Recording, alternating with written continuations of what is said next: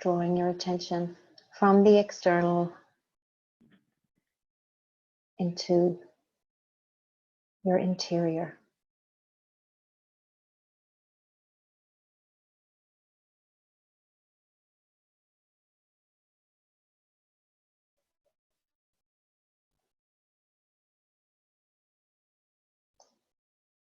And when you begin, the shoulders soften. So ease in the shoulders, letting their attention come to the jaw and the teeth. Let there be a little bit of space between your upper and lower teeth.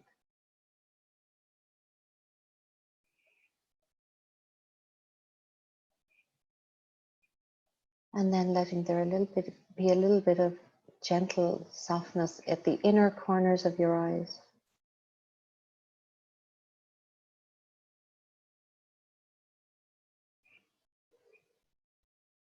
So ease in the eyes and the jaw and the shoulders, areas we often hold tension, and then gently pushing down into your sit bones and letting your spine lengthen. So there's more alertness in your spine. And then from there, just gently shaking out the spine, like we're just rocking the spine a little, so we sit alert but not inflexibly. Really important, our spines right now. You can think you might have a dragon's tail and you're shaking it a little. Great divine feminine, the dragon. Shaking the dragon's tail, and it's just moving up into the spine. And now we're going to sit for 3 minutes in silence and just let your breath be your anchor. So keep returning to your breath and noticing what arises, but return to the breath.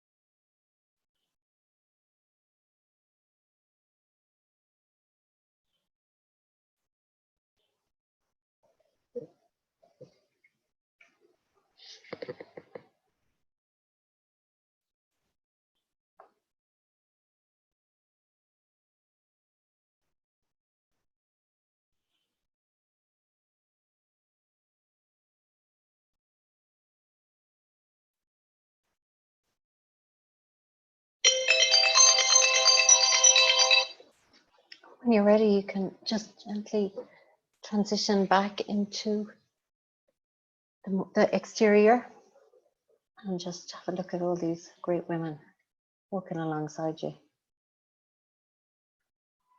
So it's hard to sit still these days, but it's one of the great medicines of this time is to sit still. So we have hit unprecedented times, uncertain times since we last were on a call together. It's pretty intense out there. It's pretty intense in here too. So really what I wanted to do on this call, rather than just concentrate on the spring equinox, which is tomorrow, and we won't forget that. We're going to do the ritual for the spring equinox. I really wanted to gather us and have that extended call so that really to check in, you know, it's really important time to check in with into places where we can find refuge, places where we can be supported with other awakened women, beings, but women in this case, to just find these places where there's, you know, we can really support each other and have perspectives on this that maybe a lot of other people may not have available to them. So that's my intention for this call, is to really let you just meet as a women, meet as a group. Let's hear what's in the field. Let's hear from your first person experience. Not necessarily theorizing about what it's all about, making meaning, but one of the big pieces at this time is how do we make meaning? Because when we make meaning, we can orient ourselves. And the wheel definitely offers us some meaning that will help us orient in the cycle where we might be. And I'll do a little bit of that and talk a little bit about that. And then also specifically around the spring equinox, because there's a lot of relevant energies at this time of the year that can really help us through this, navigate this. So what I'm going to do is invite you to move into groups of 3. Lydia is going to put you in groups of 3 into a breakout room, and just speak from your first person experience. How is this landing for you? This whole global crisis, this coronavirus and the implications that it has on the health system, on the economics. But speak from your first person, like how is it affecting you? What are you noticing in yourself? So try and keep it that first person piece rather than going into theorizing about what it's about. Okay, so see how it is. Like I'm going to give you 15 minutes in the group so that you 5 minutes each, and really feel into it. Like how is it showing up in your body? How is it showing up in your mind, your behaviors, and speak from a very deeply authentic place if you can. Because that's where the wisdom will come from. And then we'll come back in and get people to share and see, you know, what's here, what are we noticing, and let's start then looking at how can we make meaning of it, how can we help kind of metabolize what's going on together so that we can be more regulated when we go back into our different corners of the world and with the people that, you know, because really what I want us to do as wisdom holders is to show up and anchor ourselves in our sovereign center. And I'll speak a bit about that. I think it's a real call for us at this time to be in our sovereign center and go into our communities and our families and help co-regulate within that.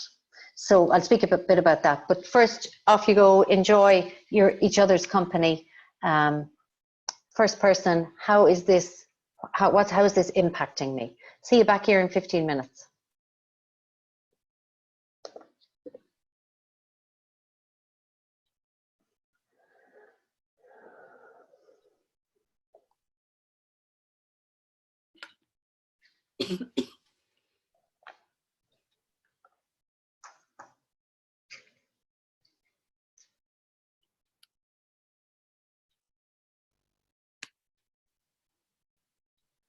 Girls.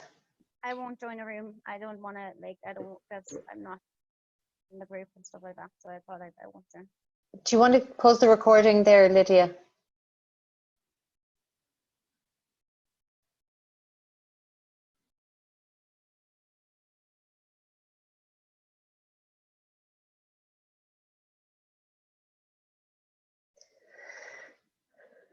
Okay, great. Welcome back, everyone. So, yeah, let's hear from you. How is it impacting you? What's going on for you?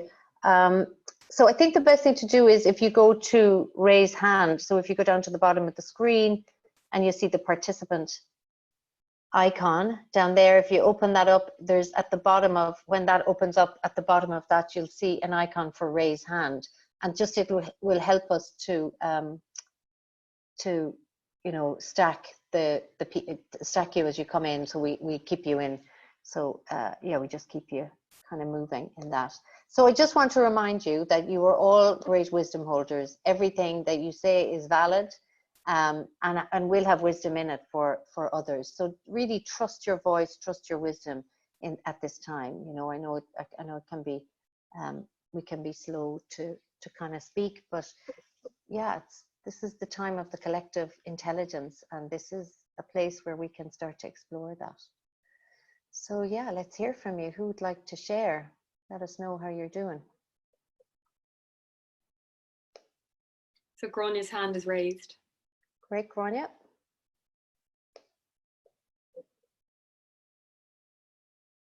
If you just unmute yourself, Grania. Oh, that's funny. I thought I was going to be in a queue of raised hands. I didn't think I was going to be the first. Number one, you're on. You're on. We didn't really get to talk because we'd lost in the breakout room. We lost the first 5 minutes because of technical stuff. And anyway, Okay. But I suppose, Mary, for me, and I haven't really had chatted to anybody else with the body having a reaction, but the mind seeming to be okay. I mean, obviously, yes, there's worries, but my body and my lower chakras are buzzing. I guess with fear, very unshaken. So they're very, very physically active. So that's the main thing, and it's there all the time. And my sisters don't seem to be the same. I have been on the phone to them. My mother is not the same either. So I'm guessing it's a person who's highly sensitive or an empath, somebody was saying today. But yeah, it's there all the time. And just trying to do my practices as you normally would, you know. Yeah. Yeah. But it's there. I was speaking to Catherine Maguire in Italy, and she said they're ahead of us. So she said yes, for the first 2 weeks of their lockdown, where they're completely not allowed outside. She said they were very, very unsettled. It took them, I think she said 2 weeks or a week and a half to get centered and settled. So it was good to hear that someone else. I mean, I'm sure so many people are, but I haven't actually spoken to anybody else with the same. Great. Thanks, Grania. Yeah, so I'm curious that your body's feeling it, but your mind isn't. You're saying your mind is more, is at ease, am I right? Well, I suppose if you come into mindfulness, my mind is okay. If you come into observing, it is the body, the physical body, that's really reacting. Yeah. Yeah. And really there's no separation. You know, our mind body are the same. There's the mind body loop. The hormones were, you know, in the threat system. So yeah. Mm-hmm. Yeah, great. Thanks, Grania. Thank you.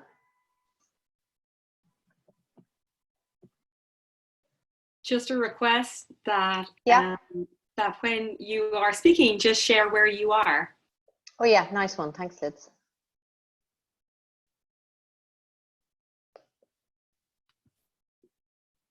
Go ahead, Yvonne. Hi, hi everybody. I'm Hey, here. Hi, hang on, I have to lower my hand now. So I'm here in New York, and things are feeling very un-New York-like here in the city. Like everywhere else, we're on, you know, not full lockdown, which they call shelter in place over here, but working from home as of Monday of this week, getting out for a little run during the day, and the shops and that are open, but the pubs and restaurants and, you know, dry cleaners and all of that stuff are all closed. You know, I was sharing, it was great to get into the group, and I was sharing the big thing that came up for me. I mean, there's been a lot of emotions and fears and big stuff and small stuff. But I really noticed this week, particularly on St. Patrick's Day, ironically, just a big yearning to be home and home, feeling like Ireland. I actually feel emotional now thinking about it. You know, I very much love New York. I love living here and all of that. But the sense of the kind of spirit, the Irish spirit, the togetherness, the leadership that I feel like from a distance experiencing is just different here. It's politicized, it's fragmented. There's still people who think it's not really a real thing. You know, it's just weird. And also, I think part of that is just feeling guilty for not being there for my parents who are, you know, in the vulnerable age category. And at the same time, you know, I remember when I moved over here, a really good friend of mine saying, you know, you can be a good daughter from New York. You know, some people aren't a good daughter if they live next door. But I'm having a hard time with all that stuff this week, and just sort of wanting to sit with that, the feeling that that's okay. You know, it's okay to miss these things, and also to let go of the need of perfectionism of any type. And also knowing that for me, when I'm less busy, you know, that's when the feelings come up. That's why I keep myself so busy sometimes, is to feel in control of things that I'm not in control of. So anyway, I won't go on anymore. There's loads of us on the call, but I just wanted to share that. That's so great. Thanks, Yvonne. Yeah, it's that, you know, I think the big piece there is, I really hear you in terms of your mother and father and the call to home, and feeling, you know, that there's some kind of way that we do it here that's different, which in a way, you're right. But also then just that piece around, we stay busy so we don't have to feel. Yeah. And this is one of the big, deep invitations of this time, is to really be still and find the stillness. Yeah. Great. Thanks, Yvonne. Thanks.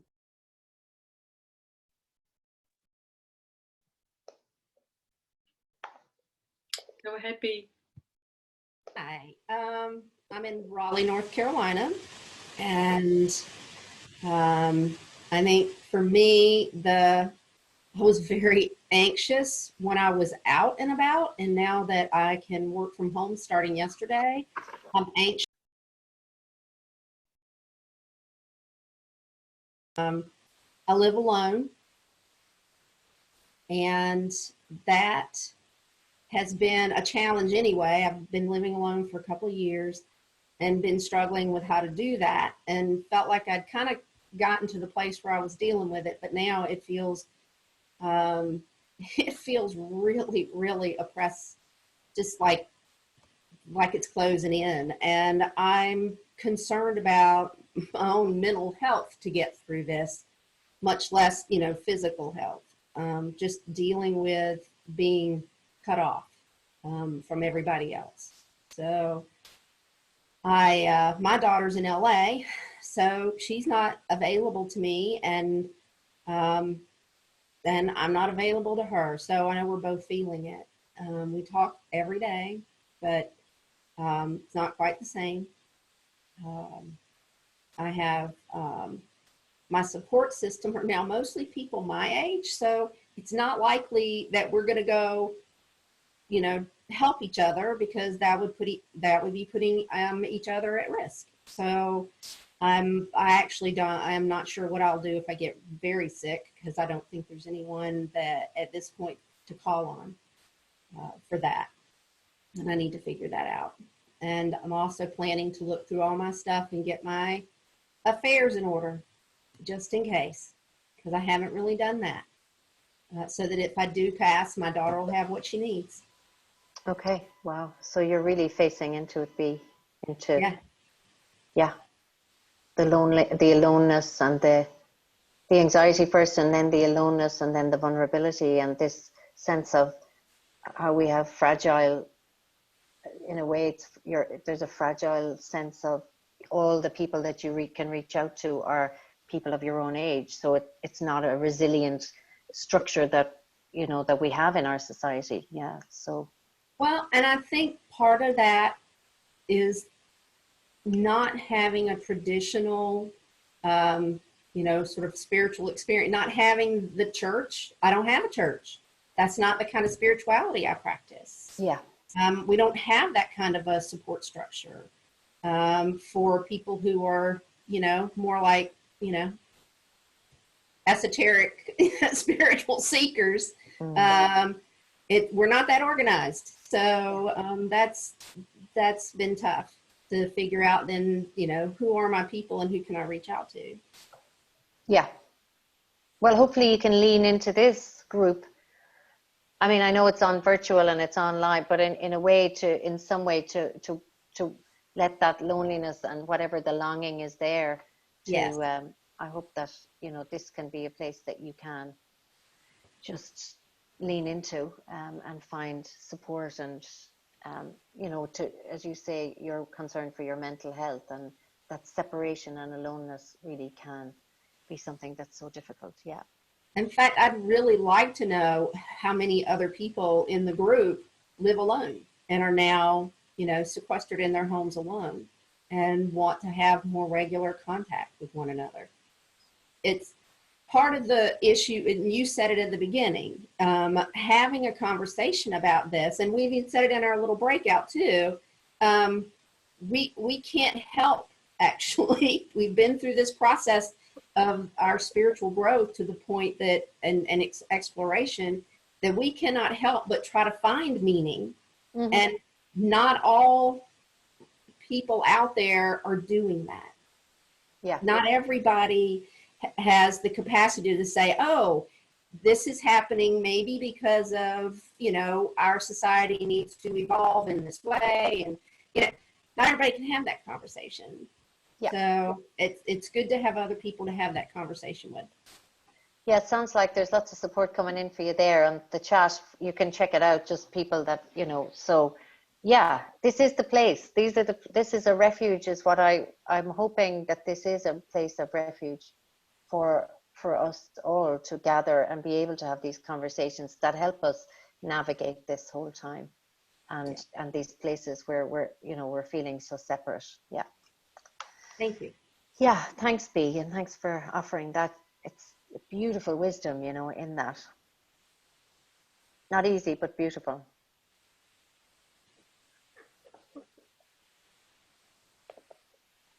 Maura, do you want to jump in? Hi everybody. I'm still in Venezuela. Silly me, huh? But we have plans to go back to Ireland permanently in mid-June, on the 15th. So really looking forward to that, hopefully. Yeah, like Yvonne, yeah, I really just want to go home, and my daughter as well, she's 13. It's quite challenging. I started teaching. I'm a teacher at an international school here, so there's about 25 other foreign teachers here in this city. We're about 200 kilometers from the Colombian border, which is closed. And the city now is in lockdown. And so I'm working from home, and my daughter is being taught online as well. So I just go out to the supermarket. But yeah, I mean, I don't even think they have testing kits in this city, I mean, our flights were cancelled. We were going to go to Panama in 3 weeks. The flights are cancelled. And yeah, it's very challenging, I can tell you that, because I just had shingles in January for 2 weeks, and that was a nightmare. I never, my immune system is not the best. So yeah, I'm worried. I have, physically, I have like a tense gut. Yeah.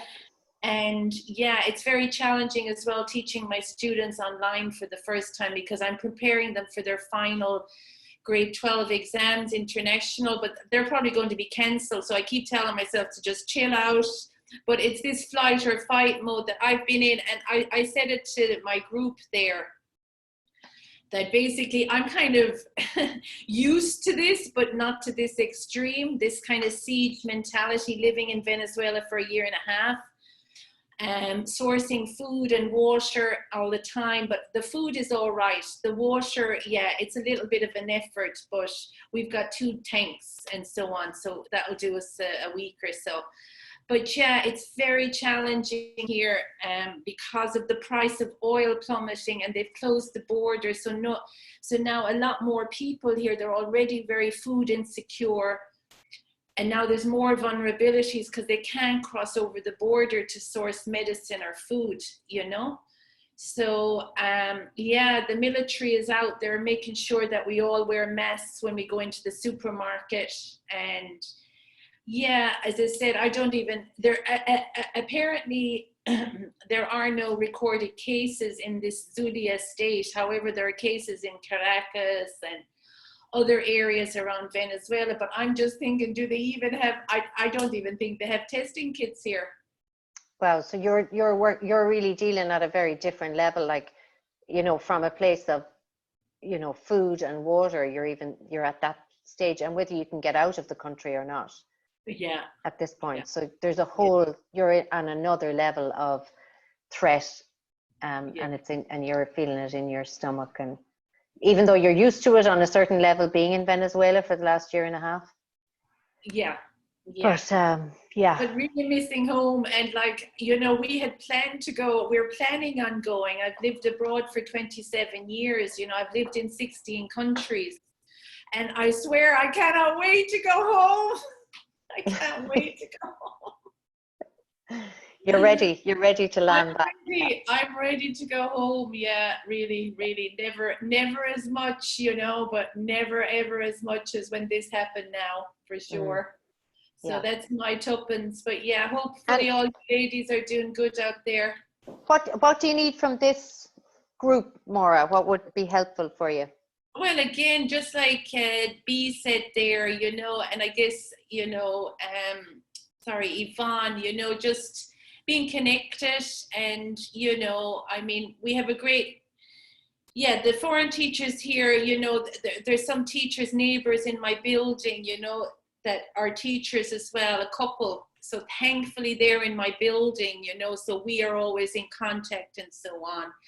And the school, I guess, yeah, I mean, the school, I was saying it to the group last year, right? This is just so typical. Last year, we had to get evacuated out, okay, of Venezuela. Yeah. All the foreign teachers, we were evacuated last year. This time last year, because of all the power outages, we had no power and water for 3-4 weeks in one go straight, you know? So we were evacuated out, and now this, it's like, did I do something wrong? I mean, oh, watch that thought.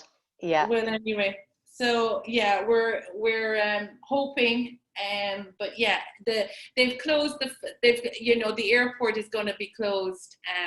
Yeah, I mean, the airport here in Maracaibo is closed, and Caracas is 6 hours away, and nobody uses that road because it's, you know, it's not. There's a security issue here, you know.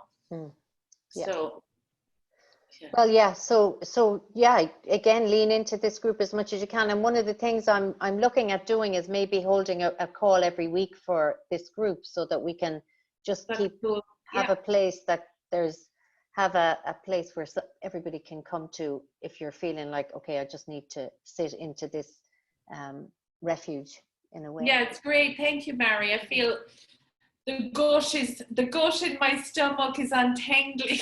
Yeah.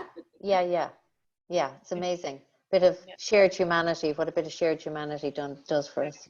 Thank you. Thanks, Maura. Loads of love to you. So Orla, I think you're up next, and then Dee, and then Marcia. And then Kerry Walker. Okay. Thanks, Liz. Hi. Hey, Orla. Hi, I'm here in Nighttime Mayo, and I live alone as well.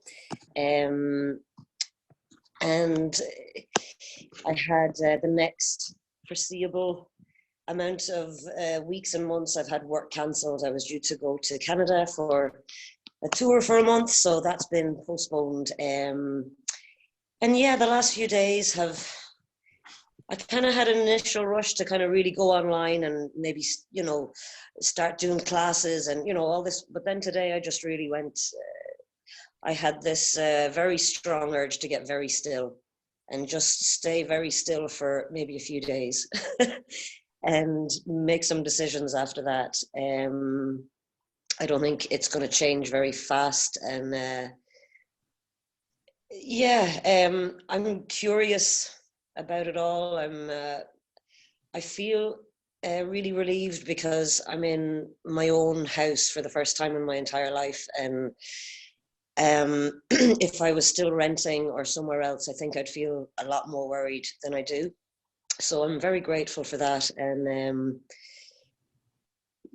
like hugely grateful for that, because I know what it's like when your house is insecure, and that's a really terrible feeling. And I know there's a lot of people feeling that at the minute.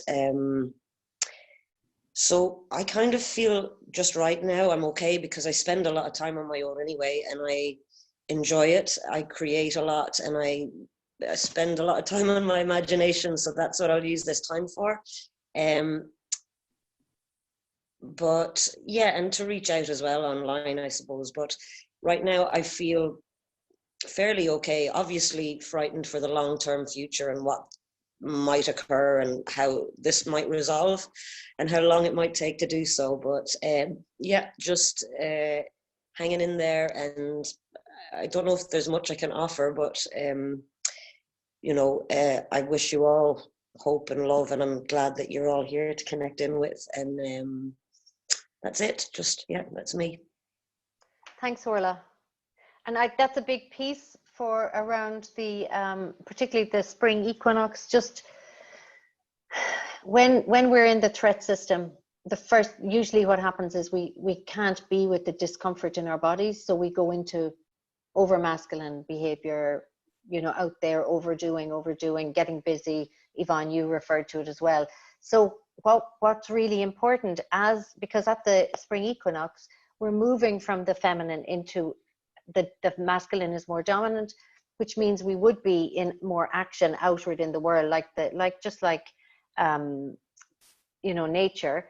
But what's really important in any movement from the feminine to the masculine is the feminine is underneath all the time. So I had exactly the same experience, Orla, when this hit last Thursday, when I heard our Prime Minister on the radio saying we're in lockdown, you know, partial lockdown. My whole body just went into cold. And then I just found myself, like, I couldn't finish tasks. I was moving. I was like, what can I do? How can I show? And then I just had to go, no, drop back into the feminine, like drop back into that void, into the space of, which is, because we're in Samhain, the world has been plunged into Samhain. So it's like, drop back. And the movement will come from there. And that's what happened to me. You know, I was like, oh, I need to be on Instagram telling people that we're in Samhain and I need to be, and it was like, no, you don't. You need to regulate yourself first and then come from that place. So I think that's really beautiful, hard to do, to sit quietly. But I think that's one of the deepest invitations of this time for all of us, is we're going to meet our interior now, you know. My sister was like running around.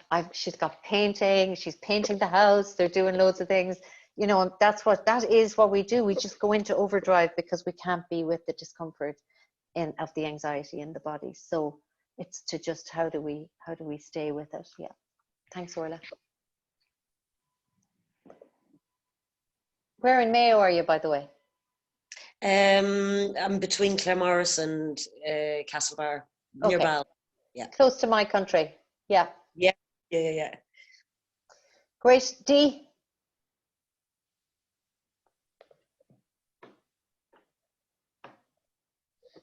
Hi, Mary. Hi, everyone. Hey, Dee. Yeah. Oh, so much to kind of say, but then nothing to say, if you know what I mean. This week, yeah, it's just been really interesting what you're saying, Mary, around that dance between the masculine and the feminine.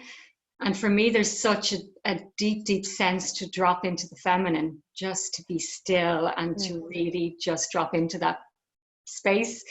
But I've kind of been thrown into the masculine in that my work, I'm a language teacher as well, Maura, and our school closed on Friday and we all have to teach online classes now, actually from last Monday. And so I really dislike technology and, you know, just trying to shift into a gear where I'm in front of a computer 5 hours a day with Wi-Fi dropping and trying to keep like beautiful students who are so far away from home, trying to like keep them hopeful and keep them okay, and offer like a lot of kindness as well as English to them, when all I want to do is turn the whole thing off and be in stillness. And I suppose it's that kind of dance between like, okay, I'm grateful I still have a job, so many people don't, and this job may only be for another few weeks, I've no idea, but this really strong urge just to say no thank you. Just and I went out to this beautiful fairy ring that I'd never found before, out in Wicklow, Castle Gregory I think it's called. It's the most beautiful magical place that I'd never come across before, and I'm from Wicklow, and I really feel I was just called to it the other day. And I sat there, and there's 2 entrance stones, and they're massive 14-ton quartz crystals, white quartz crystal. Wow. It's the most powerful, beautiful place. And Maura, I want to bring you there because we've been in touch a bit through Hidden Ancient Ireland, and I cannot wait to go to an ancient site with that woman. Absolutely. So, you're coming home for sure.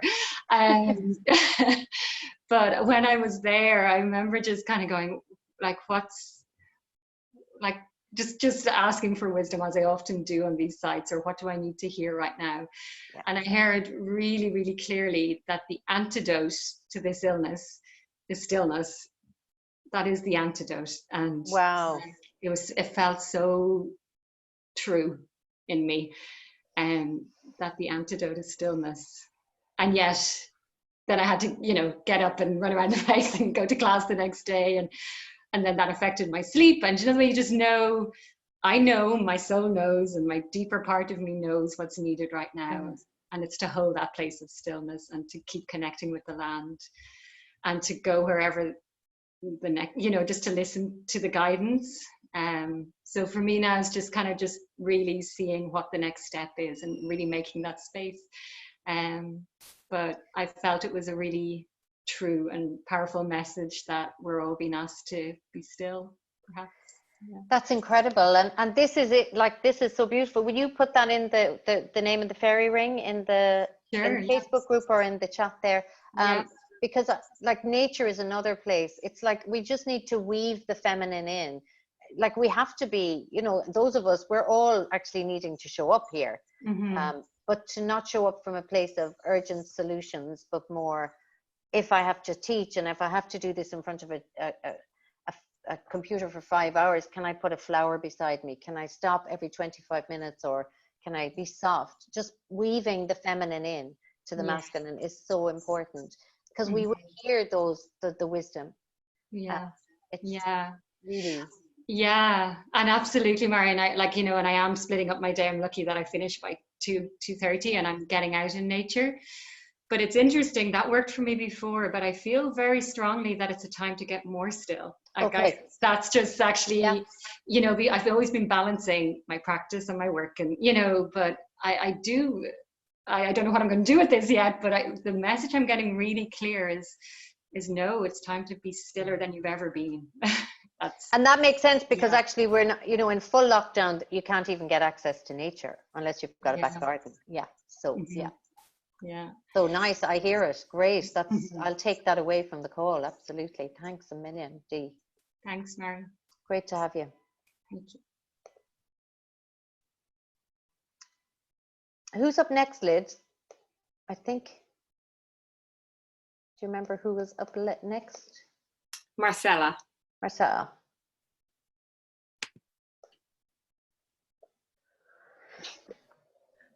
Sorry, I unmuted you there at the same time, Marcella. Okay. We were both clicking on that little microphone. So I'm in Los Angeles, and I'm not quite sure where to start, so I'll just launch in. But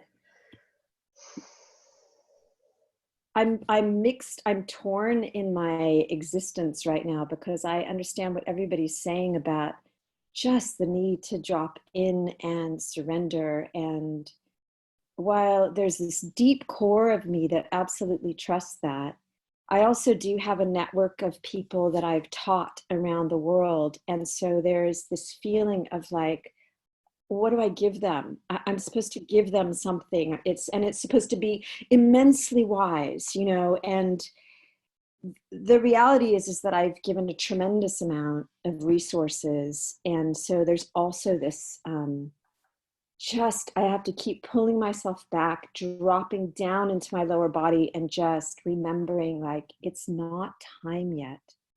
Yeah. And that is, and it's constant, that exercise for me right now. It is just constant to just, you know, I know that pace of mine that is not from a deep earthed place. Mm-hmm. And so I do know not to trust it, but it doesn't mean that I don't suffer in the meantime. Of course. Yeah, I know. Like, it's just like this exhaustion that comes. And then I was saying also in my group that if for anybody who's been to Los Angeles before, you know, it is this massive city. And like when people complain in other countries about traffic, like I just get the smuggest little smile on my face, like, you know, and there it is absolutely magnificent right now. And I'm blessed to live right up against the mountains. And I went for a hike yesterday, and, you know, and the nature, it's like, I've never seen it so beautiful ever in my whole lifetime in Los Angeles. And so I'm thinking like, okay, here's the push pull that I have inside of me, that nature is showing me like more beauty than I've ever seen here. And I felt earth breathing, and I felt like she is dancing and singing, and this part of me that feels like some sort of mind need to get a message out and share and stay relevant and, you know, all of that. I'm like, I'm 100% with you. Absolutely. And I hear, I know that place so well. Yeah. And I can say one thing that I am using to go through it, and I just haven't yet today, is that I'm actually letting myself feel a tremendous amount of grief for whatever, right? For these hopes that have gotten truncated completely, for paths that people thought they were headed towards that are like wiped out, you know, and I'm in that group of people because my work has been truncated completely, you know, and so I do know that if I drop myself into the grief and I just move with it and let it move me, that does get me to reality. That does get me to that tangible place that nature is showing me constantly right now. I just want to really thank you for that wisdom, because just Marcel is a really amazing embodiment teacher, and I just, you know, the wisdom of the body, this is the time for that. And yeah, thank you for the reminder, and yeah, thank you for sharing into this group with that. So, and I hear you, I know that I haven't accessed the grief so much, but I know that really difficult place within me to want to save the whole goddamn world and be seen to save it too, you know. So and just like going, okay, yeah, beautiful. Thank you so much. Thank you so much. Fran, I think you're up next.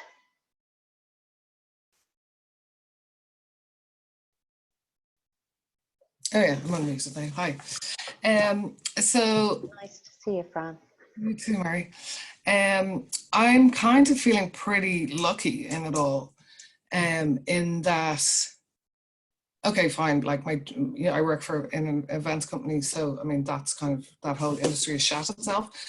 And I think probably because it was one of the first industries that we knew, like a few weeks ago, that we were in for a rough road, I feel I might be a week ahead of people a little bit in that kind of, or a week out the other side of the, oh shit, like serious stuff is coming, because we've kind of been feeling that for a little bit longer. And I did feel myself a few weeks ago spiral really quickly. Like I thought I had coronavirus at one point, when like no one in Ireland had coronavirus, but I thought I had coronavirus, and I went on the spiral. And then yeah, so I spiraled pretty quickly and really, really hard and fast, and that gave me a fright. So I think kind of since then, I'm really trying to not let that happen, and to stop reading as much stuff, and to stop listening, ignore all the WhatsApps, and, you know, really, really limit the amount of stuff that I'm reading. And I look at, and I'm super lucky, like I live here with one of my best pals, Lou, who's on the call, she's downstairs. And, you know, we live in a great house, and it's super quiet, and, you know, we don't have the responsibility of children, or like mothers-in-law living next door, or like, you know, it's just the two of us, and we're going for swims in the sea every day, and we're meditating and doing yoga, and, you know, making things as, you know, calm and still as they can be. And I think that my pals need me to be this way to help them when they start freaking out. Like it's funny kind of talking to people who are like, even though I was that way myself like 2 or 3 weeks ago, like completely spiraled. And it's I think that, you know, I keep saying we were made for this time, blah blah blah, and I've never really felt that about myself before, but I know now that I have that. And and it's not a big thing. It's like talking Rochi off a ledge, you know, and he's freaking out, and keeping my brother calm, you know, and everyone has their different levels of where they are in it, you know. So I'm just trying to stay as chilled as I can in it, to help other people back out of that manic. And I think probably having done, like when all this kicked off, you know, I don't have, you know, my job is, we've taken a 20% pay cut. My job is in, you know, who knows? And I suppose I'm really trying to not just be like, well, today, this is what's happening today, and not think too much about it. Because I've always figured shit out. Do you know what I mean? Like if I need to not work in events for a while and go do something else for a while, that's what it'll be, you know? But you, like old me pre-Celtic Quill last year, would have gone into that masculine overdrive of like, what'll I do? What'll I do? What'll I do? And I'm just like, go, I'm just gonna sit on the couch and watch Fleabag, and, you know, just chill, because I know that a lot of people need me to be chilled to talk them off a ledge. Yeah. Yeah. So, and it's very, you know, and I'm so blessed that I'm in a situation that I don't have major stresses or responsibilities. Obviously, my family and my nephew and, you know, my mom and, you know, all of those people, but, you know, I'm not trying to go through this with 3 kids that are off school and, you know, screaming at me. Yeah. So you're really seeing in all of this, one of the great gifts in this is that you're seeing that you are one of us that were made for this. Yeah. Or you couldn't identify with that. Yeah, no, I couldn't. So it's nice to kind of, to feel that. And, yeah. But I'm also very aware that it's very easy for me to, you know, I have less stresses than everyone, so. Yeah, well, I mean, I think it's, you know, there's a whole range of us in different places depending on our circumstances, but it's more about how we respond to that, to each of them, rather than the level of threat that any of us are under. Yeah. And I mean, and we talked about, I think all of us in our group talked about how, you know, the nature thing is huge. And, you know, even just I've been swimming in the sea every day since Saturday, And I mean, I would swim in the sea once a week anyway, once every 2 weeks for sure. But even just getting out there every day has made massive. You know, I know that is playing a huge part in how I am the way I am now, you know, which is great. Yeah. Stillness, body, yeah, it's getting into the body, being still. It's all very much that feminine. Yeah, yeah. Nature. Thanks, Yeah. Mel. Thanks, Fran. Okay, so I'm just checking time-wise. We've got Myrna, Kerry, and Therese and Maura. Okay, we've loads of hands up. I may not get to everybody. If I don't get you, just if you want to share in the chat. So let's, because I do want to make sure we have time for the ritual and get everybody into the ritual. You know, tomorrow is actually the spring equinox, so it would be nice to drop into the ritual out of this piece. So Kerry, let's hear from you. Is it Kerry next? Yeah. Hi, everybody. I'm calling from Kerry. So Kerry is in Kerry, just near Killarney in Beaufort. Yeah, I actually forget why I raised my hand, because there was just so much beautiful wisdom being shared there. I feel, yeah, a lot more grounded. And I think Maura felt, she mentioned something about something just knotting in her stomach. Yeah, I just am delighted to be on this call and hear all that lovely wisdom and support. But yeah, I've really resonated with Bea and Orla. As you know, I've just moved here a few weeks ago. You know, in my own house, which I'm really grateful for. But I don't know anybody, and I'm just like, I'm living on my own, and I feel so isolated. So I'm trying to keep busy. So it's really interesting. I just would love to go and meet a friend and go for a walk or go, but I'm like, I'm on my own. I don't know anybody. And I'm like, I don't know any of my neighbors. So I'm like, even thinking of like making little banners or something saying, hi, I'm Kerry, or something. So I haven't seen any of my neighbors or anything. So it's just really weird moving in and not knowing who's around me. But I live, in front of the Gap Low, in front of the most beautiful mountain ranges. So I'm walking every day and I'm connecting to the nature and, yeah, so it's just this polarity of this, this total spiral is happening of like deep gratitude and then this fear coming in. And, I came here to start a new business. I'm self-employed. That's not happening. And so it's loads going on and I'm trying to keep busy and which is interesting. And, yeah, and then just like I have deer in my back garden and this morning just sitting watching the deer. I'm like, let me just watch deer for a while. Like the simple little things that I never have a chance to do because I always working. So yeah, it's going to take me a while. Someone mentioned it's going to take me a while to get into that zone of really allowing myself to drop into that. And I think it will come, but just this week I've definitely been trying to keep myself occupied. So yeah, I think this is going to help me now, this call, to kind of allow me to drop a bit. Yeah, thanks, Kerry. Yeah, and I do feel very deeply that when Samhain, something like this happens, when Samhain hits, one of the great learnings I had from my own life was, I know I'm in exactly the right place that I need to be to be transformed in whatever way the Cailleach wants to transform me. I remember really learning that over and over, to trust that where I am, that you're down there, you went down to set up a business, it's not happening. To know that nature is on your doorstep, there's something there that is going to really bring you into your transformation. And all of us, I'm on my own too, and I feel that very deeply. But it's like, no, I can sit into that aloneness and let it work me, because this is where I'm supposed to be. I really trust wherever we find ourselves on the planet right now, even you, Maura.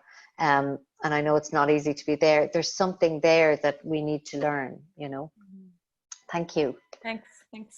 I'm just going to take one more, Myrna Martin, if you don't mind. Therese and Marie and Michelle, I'm sorry, just time-wise, if you want to put your anything that you have into the chat, if you wouldn't mind, just so that we can really go a little slower and keep it nice, the pace nice and still. Yeah. Thanks, Kerry, and enjoy your new home and the Gap of Dunlow. Thank you. You're always welcome. Hi, everyone. Wow. Wow. You are all so brave and so courageous and so amazing. And I am deeply honored to be here with you tonight. Just wow. What I wanted to talk about is I had some messages come through. I've been getting a lot of different messages coming through in the past several months, and one of them had been that there was going to be a massive energetic shift before the equinox. Well, gee, go figure. Here we have it. This is our massive energetic shift. And along with that message, I know that we are clearing out lots of deep, ancient, feminine rage and anger and grief. And these are all parts of it. And so the emotions that we have welling up inside of ourselves right now, I do really feel are connected to helping clear that out. And, but the thing I really wanted to talk about beyond all the beautiful things you guys have said, in our group, one of the things that came to me, because we talked about it being a Samhain moment, but it's also a birth moment. Birth isn't always easy. Birth is sometimes painful and scary and traumatic and requires massive amounts of intervention for everyone to get through it safely, for the mother and the child to survive. Birth is not always easy. And in my own practice and in my own journaling, one of the things, because I have been pulled for the last week very off course by all of the collective energy, it has impacted me a great deal. And I sat down yesterday and started figuring out how am I best to move through this, because I also live alone. And one of the things that came to me was the importance of routine and ritual. The things like going ahead and yes, you're home alone and you're not going to see anybody and you're not going to talk to anybody, but you still need to get up and take a shower and clean your teeth and make your bed. And because those things actually provide the structure that help ground us and help create that security and the stability. Just like for our small children, routine and structure create stability. We have to do that inner child parenting that, okay, yes, the world may be going crazy and blowing up around us, but we still have to wash our teeth and make our beds and eat good food and take care of ourselves and do the right things. So I just wanted to share that in case that would help any of you. So thank you, Marna. Beautiful. Thank you. Yeah, and that piece around like Samhain, well, we know this was the piece that got me into the wheel originally, was everything starts in the darkness. The birth happens from the void. So, well, the birth doesn't, but the you know, that's where it originates. So yeah, and we are in that place.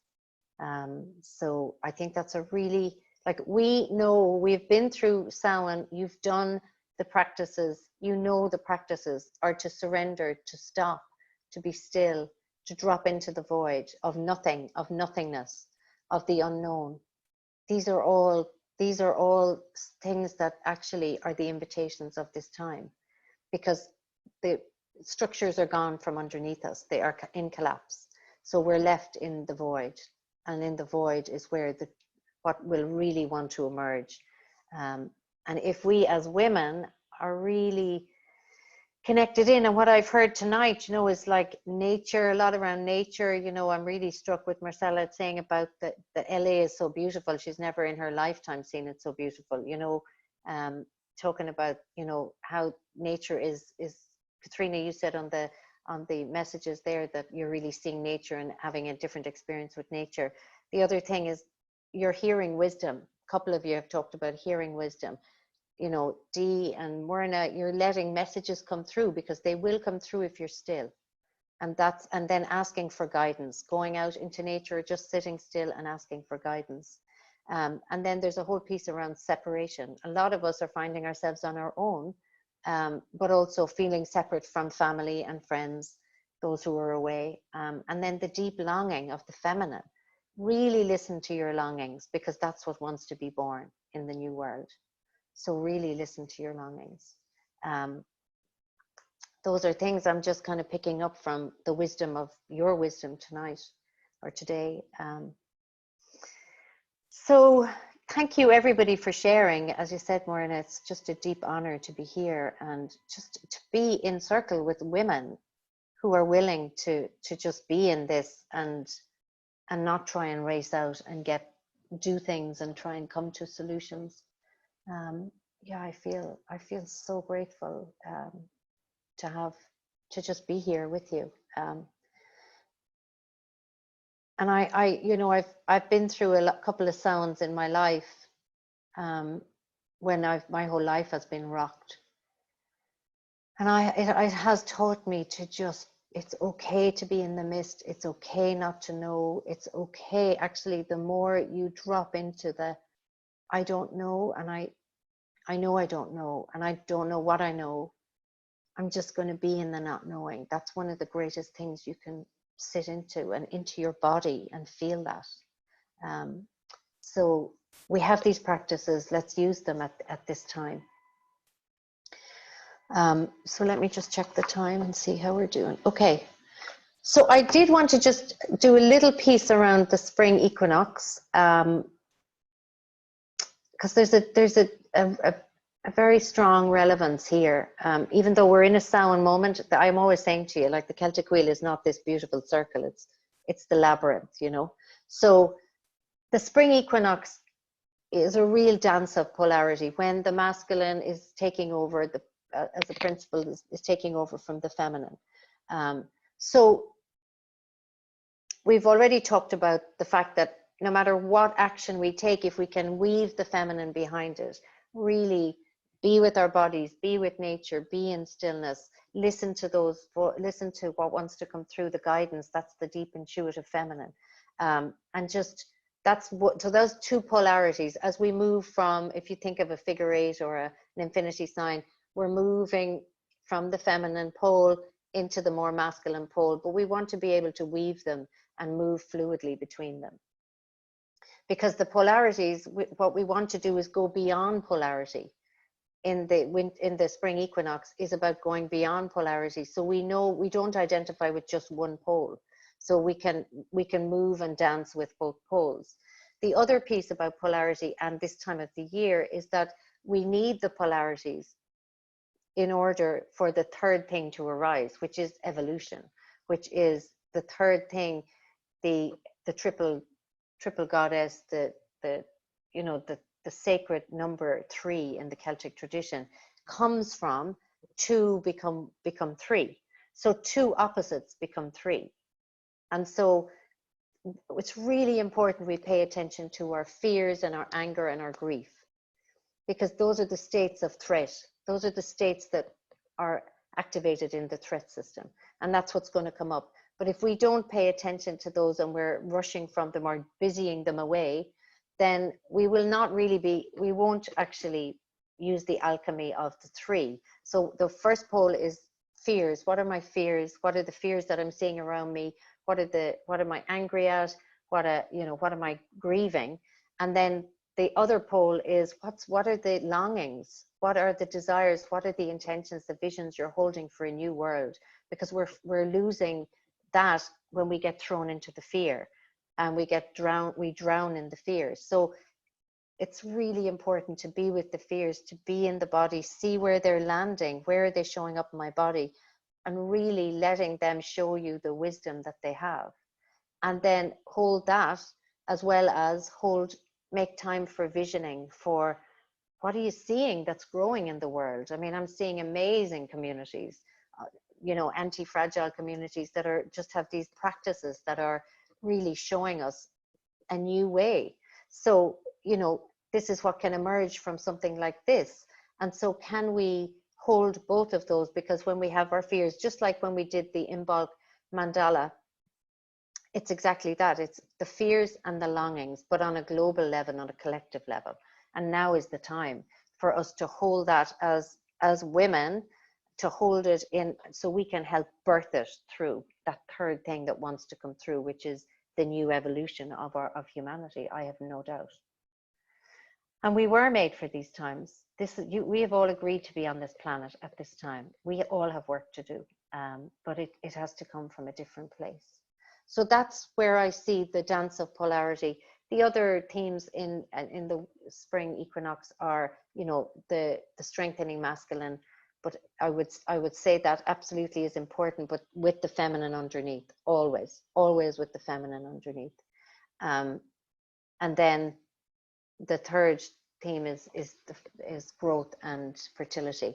I'm not sure there's a lot of growth happening unless you're in some kind of medical device industry, but there is growth around, and to trust in the cycle. When you look at the growth, even though we're in Samhain, know that this growth will come. The daffodils will blossom again. The seeds will sprout. It's coming. It's just trusted, like the Celts trusted the darkness. They trusted that it will bring, the spring will come, but we first must be here.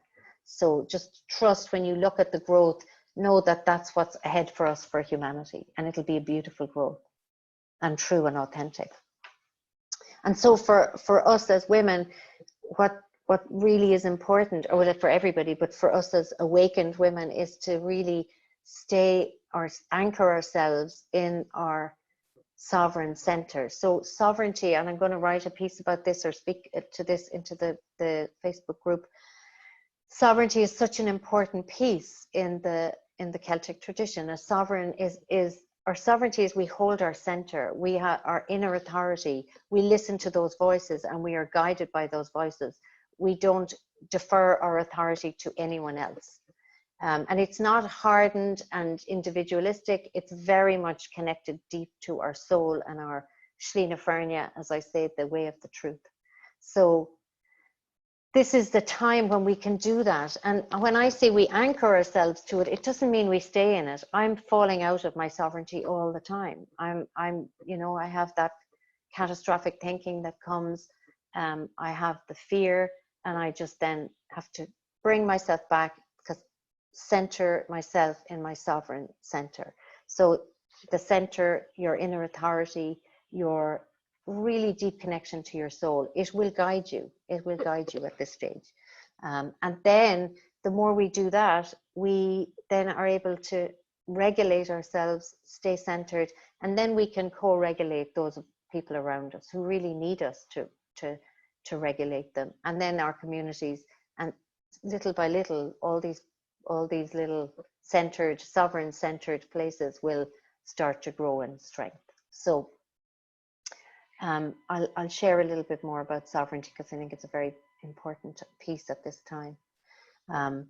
It was supposed to come later in the wheel, but I'm going to share it in the next week or so. So the last thing I just want to say before we go into the ritual is I am thinking of setting up a call every week. So I just need to check out in my diary to see what's the best time to do that. But that's my sense, is that I'll set up a call here for us to gather, whoever wants to gather at any time, just an hour's call a week, so we have a place that we can come to, you know, find the wisdom, drink from the well, drink from each other, and then go back into wherever we have to show up. So just a place of refuge and a place of inspiration, hopefully. Yeah. So I'll post that on Facebook, or I'll send you an email as well about that. So I'm just going to move from here into the ritual. Let's take like a 3-minute stillness, just 3 minutes of quiet. So we can really practice this stillness together.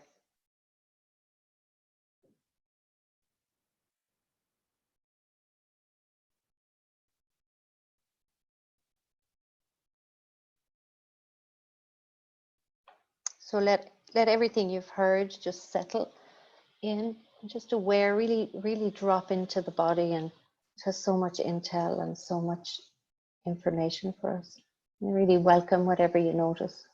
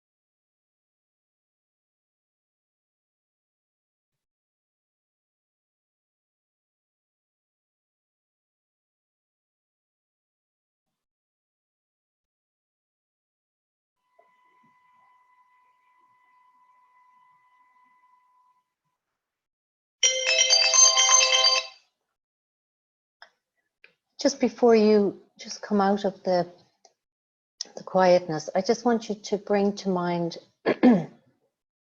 two, they can be invisible guides or mentors, some spiritual guides that really that inspire you and embolden you. They might be from the Celtic tradition, they might be from another tradition. But the most important thing is that you hold them in great regard. They have guided you before, you have a connection to them. Because that's what came in for this ritual for me, was that you're going to meet one that represents the masculine, one that represents the feminine.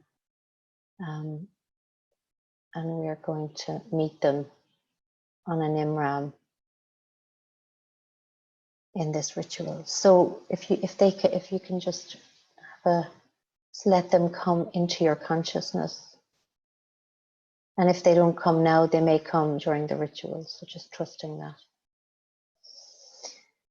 So when you're ready, you can open your eyes. And if you have your altar, just light 2 of the candles that are on either side of your polarity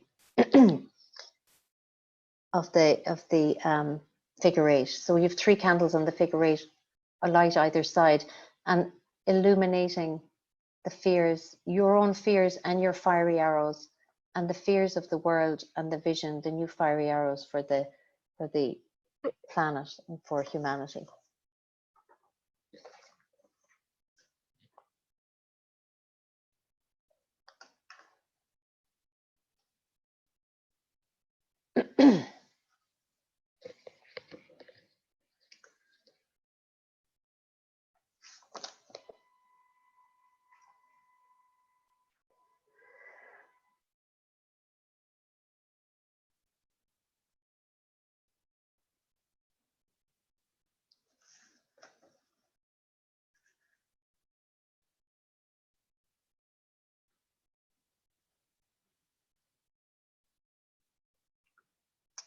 And then when you're settled, just closing the eyes. So coming into a comfortable position.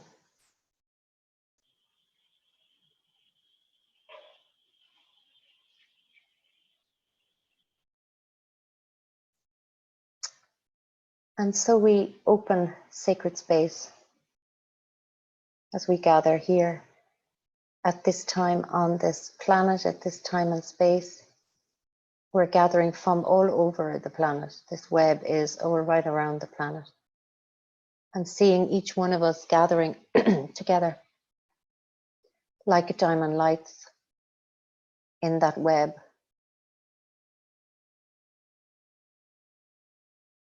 Taking up our position in our homes, in our communities, on this planet that has suddenly, for the first time, really got acute global crisis. And we're showing up here as wisdom holders. We have work to do. And maybe that work might be sitting in stillness, but we have to show up in a new way. So we show up together and we open sacred space. We turn to the east to blow the direction of plenty, the place of the rising sun, the source of all light. We call in the energies of the salmon and the cauldron of Dagda. We call in the direction of the sovereign woman's knowledge of prosperity, abundance, and gratitude. We turn to the south, Sesh, the direction of song and artistry. We call in the energies of the stone of fall and of the boar. We call in the direction of the sovereign heroine's knowledge of music, great song, and creativity. We turn to the west, Fis, the direction of knowledge. We call in the energies of the spear of Lu and the stag. We call in the direction of the sovereign woman's knowledge of learning, of visions, of stories, of her understanding of the other world as dispeller of the dark. We turn to the north, Ka, battle. We call in the energies of the eagle and the sword of Nuada. We invoke the sovereign heroine's knowledge of battle, of warriorship, of valor, and of boldness. We turn to the center, Flo, the direction of sovereignty. the energies of the Queen and King, God and Goddess, the sovereign heron's knowledge of sovereignty, of enlightened warriorship, of dignity, mastery, stability, destiny, and discernment. May the waters support and surround me. May the land extend about me. May the sky stretch out above me. At the center burns a living flame. And we finally call in the ancestors who stand behind us and the descendants who stand ahead of us, in front of us. And here at this point, with the sacred space now open, we just connect to ourselves, really welcoming what's here in this human realm, this moment in time and space on the planet. In this realm, we welcome what's here, welcoming our fears and our dreams. We welcome our centeredness and our overwhelm. We welcome our disorientation and our steadiness. And we invoke our soul, the aspect of us that will guide us as wisdom holders to really show up and live fully, true, authentic lives in this incarnation at this time on the planet. And now see yourself or sense yourself sitting here. And in your mind's eye, see before you the goddess of sovereignty, the divine feminine who is rising so strong at the moment. And she is the one who called you on this Celtic wheel journey and onto the planet at this time. See this goddess of sovereignty standing at the edge of a seashore. And at the seashore, from the seashore, you see there is a boat. And she beckons you to get into the boat. And as she does, she hands you the apple branch. You take the apple branch and you step into the boat alongside her. Together you sail into a mist on the sea. It's a thick mist, it's cold, and it's disorienting. But she sits alongside you and you trust. You trust her and you trust the mist. As you travel through the mist, you see about a couple of yards ahead of you that the mist is beginning to lift. And as it lifts, you see you're sailing towards a shore of a pristine island. The water around it is shimmering and it's protected on all sides by mountains and valleys.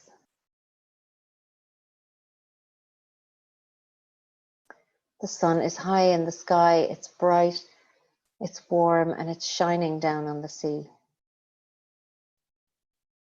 And then the boat reaches the shore of the island, and gently you both get out and you leave the apple branch on the boat.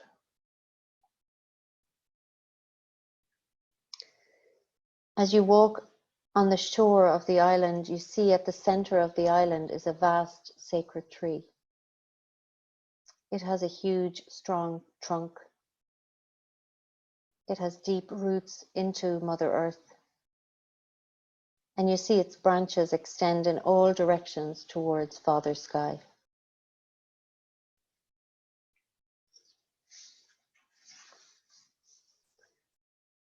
As you look up towards the branches, you notice lights shimmering like sparks and diamonds, jewels in the tree, on the branches. And as you look closer, you see they're actually sages and druids, goddesses, the Tuatha De Danann, saints, high kings, warriors, and ancestors of the Celtic tradition. You sense their invitation to move towards the tree.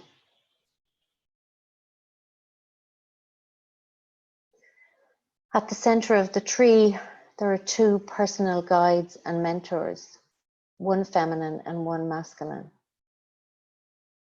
You sit and you gaze at these two beings who you know are here to guide you. You know you've called them in.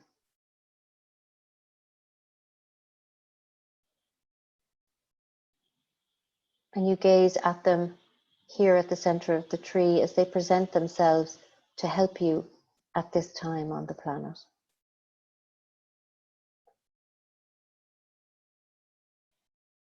As you gaze on these two mentors, you see there's kindness and compassion in their eyes. And they both have a confident smile that suggests that absolutely everything is okay fundamentally. You see their noble, open, expanded presence.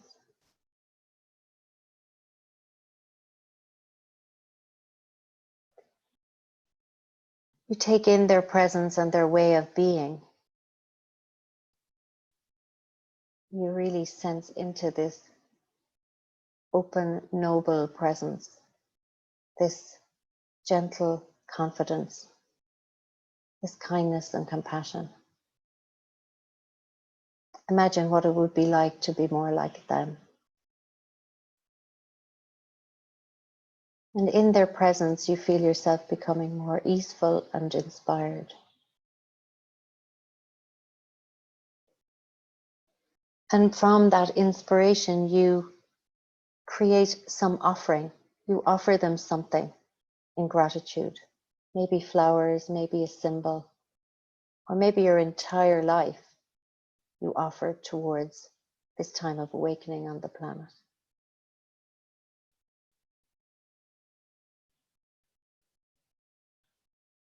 So make the offering.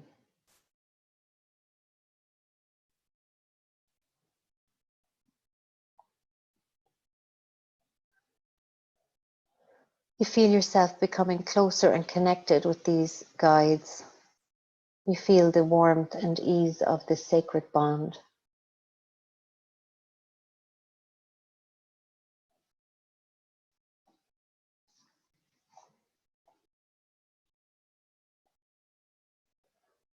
With this feeling of deep connection to these guides, you feel safe enough to let go of what burdens you at this time.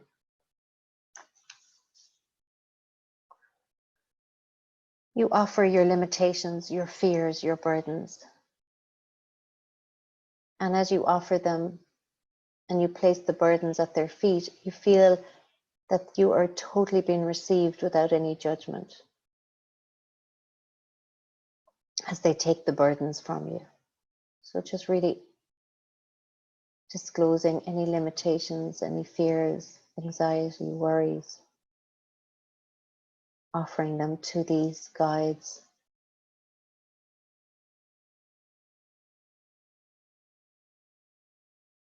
And you see that they're holding an image of you at the end of your evolutionary journey, where you have arrived and become the guide and mentor.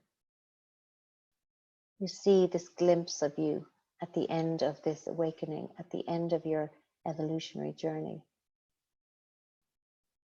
And you see yourself from their perspective, the perspective of becoming a guide yourself.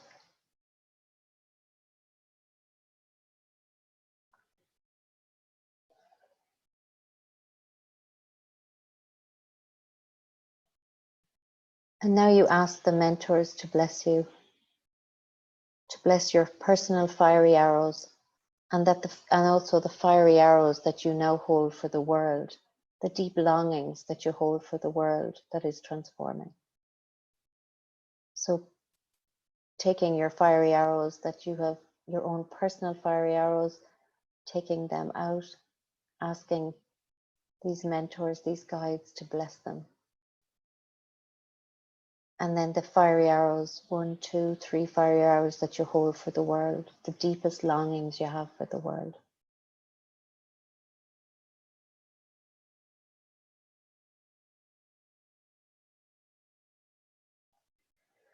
And then see the guides send waves of diamond firelight from their heart into your heart, into your third eye and into your belly, into those 3 centers. Waves of diamond firelight, like showers of blessings, receiving them again and again these diamond fire lights melt inseparably with your inner essence. And you see they're purifying you of negativities, of fears, of insecurity. From the heart of your guides, they coalesce at your heart and move into your third eye and your belly, your three centers, melting inseparably.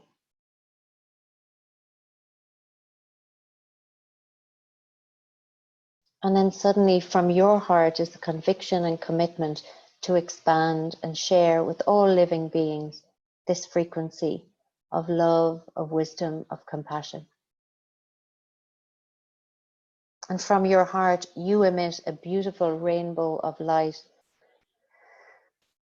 the diamond fire light that expands beyond you, beyond this tree, beyond the island and the mountains and the sea, until it enters into the cities, the towns, the villages, the fields of the entire planet.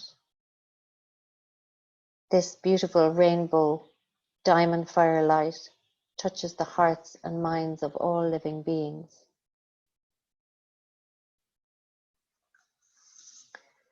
And as it touches their hearts and melts inseparably with their true essence, they release their fear. They release their anxieties, their worries, their anger, their grief, and they open to their essential nature. And now see the whole planet enfolded in this diamond fire light. See the death and destruction of the coronavirus lifting.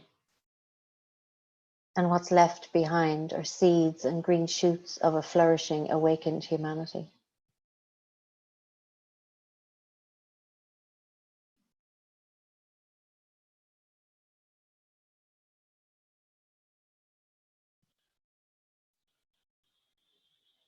And then you see a wave of diamond fire light coming back from the edges of the planet and from all the minds and hearts of all living beings back onto the island, back to surround the tree and back as it enters into your heart center.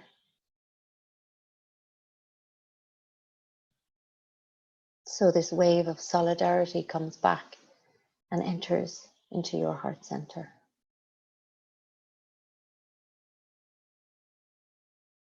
And now imagine yourself at the nexus, the center of a great figure eight that brings together the lineage of awakened beings from the Celtic tradition and from all wisdom traditions, with all ordinary beings. So on both poles, you are connecting the lineage of awakened beings with the lineage, with all ordinary beings. And you are standing at the center.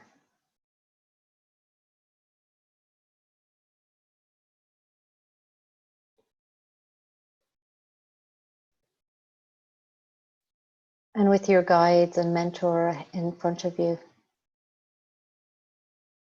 sensing into your heart center again, dropping a grounding cord from the base of your spine down into the center of the earth, connecting with Mother Earth. As you connect and anchor into the center of Mother Earth, saying to yourself silently, it is safe to be in this body and on this planet right now.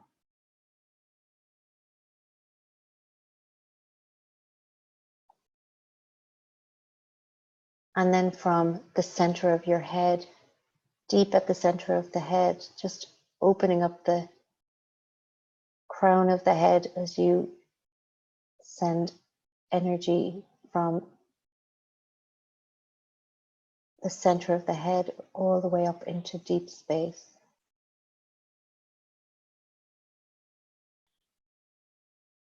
Connecting into the field of pure potential.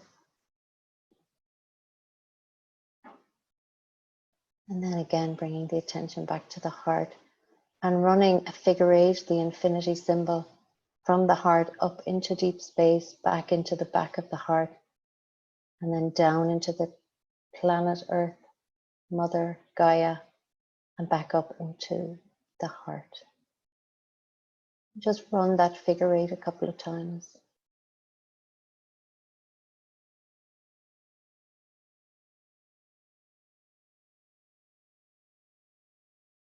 On this spring equinox. Out in front, between you and your mentor and guide, place the image of your fiery arrows and of the fiery arrows you hold for this planet, for humanity. See what it is you want to create as woman, as creator.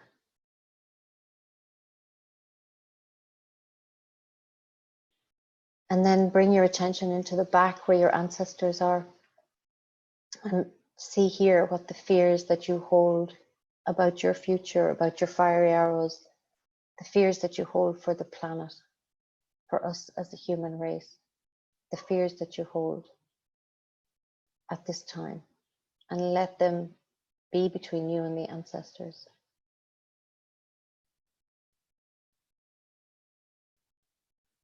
And then from the center of the heart, run a line of energy out into that space between you and your mentors, your guides, into the future that you envision, and bring that energy back into the heart. And from the heart, send that energy up into the field of pure potential, into the cosmos, into deep space. Let it go, knowing that the future will emerge. This beautiful future will emerge as you bring your attention, or bring that line of energy back down into the heart. And from the back of the heart, send a line of energy back out into your fears. The fears, your personal fears, the collective fears. Really let them into your heart, willing to honor them, willing to be open to them. Bring them back into your heart, run the line of energy back into the heart, and then send them down into the planet.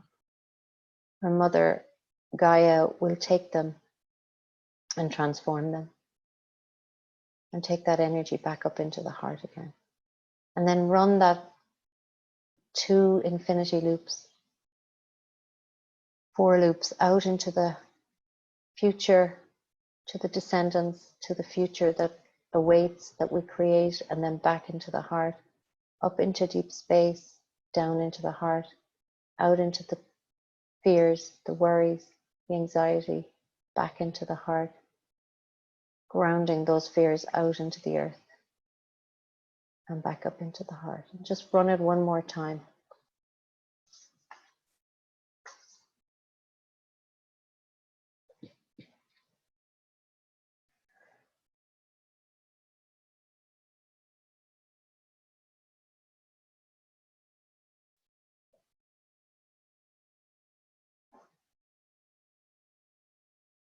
And on this spring equinox, as you stand in front of your mentors and guides, in front of the lineage of ancestor and the ancestors, the lineage of the Celtic tradition and of all wisdom traditions, the descendants and the ancestors, making the commitment to be both human and infinite, to honor your fears and to stay awake to your visions, to be in the feminine, and to move into the masculine with the feminine in support of the masculine. All these polarities, willing to hold it all.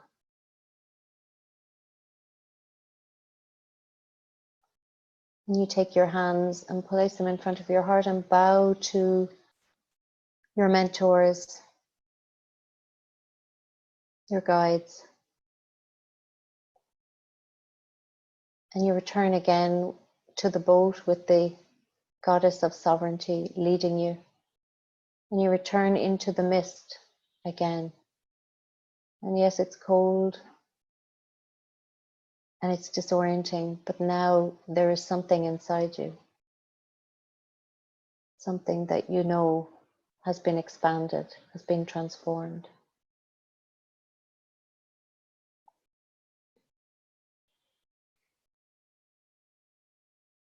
You feel anchored in your sovereign center.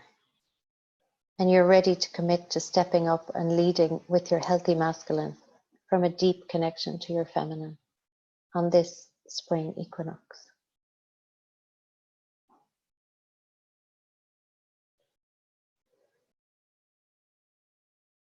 And you step out of the boat. You hand the apple branch back to the goddess of sovereignty. And you find yourself sitting again in your room, back in this realm, having left the other world. But knowing that in the Celtic tradition, the other world is always alongside us. It's not separate to us. And taking our hands in front of our hearts, here in our room, bowing our heads to our hearts, releasing the hands, lifting the head, opening the eyes and lighting the third candle and placing it at the center, at the nexus of the infinity sign. And as you light that, I'm going to close sacred space. We thank and close the other world realm of the sea beneath us. We thank and close the other world realm of the sky above us. We thank and close the energies of the earth realm.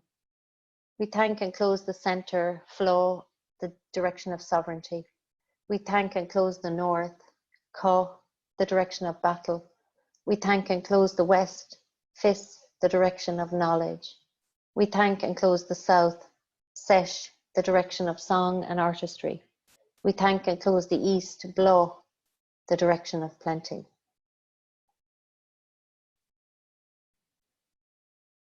And we move out of the other world, but we carry it in our hearts. And so it is. Happy spring equinox, everyone.